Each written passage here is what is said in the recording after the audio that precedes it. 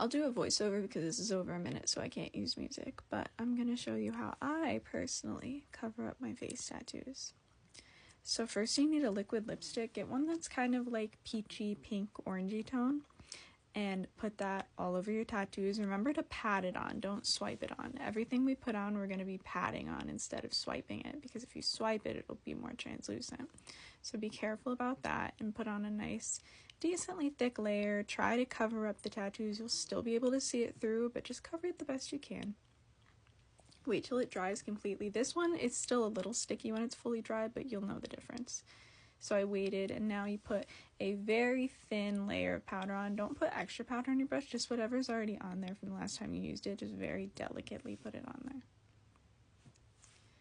Then I'm using this foundation because it dries and it doesn't move. It's like it won't budge when it moves. So that's when I would recommend, if you need a recommendation, and you put that on very thin on the sponge and then pat it on your face. Put it on a thin layer on the sponge. Don't put it directly on your face or, do too thick of a layer. Now we do a thin layer of powder. I'm using a translucent powder for this step.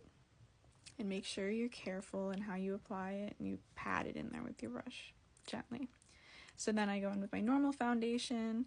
I don't know the brand name of this, but I found it at Walmart and I love it. It's something less sticky dry. And put it on a thicker layer, the same technique as you did with the other foundation. Put on a thicker layer, but still just patting it in very gently. And then blend in the rest of your makeup with it very carefully. I actually messed up one of my hearts because I forgot where it was. So that's something you gotta watch out for. So then that is where we correct the mistakes. Right here is where we correct anything where you see any of the ink peeking out, any black or any color peeking out. You put the concealer on top, very gently brush it on top. That kind has a brush already built in, so that's already done. Alright, so then you use a non-translucent powder, something with color, just to add another layer of opacity. Don't use a translucent powder for this step if you can avoid it. I'm using a Maybelline one. It doesn't have that much color because it's fair, but it's opaque enough. And then you're done.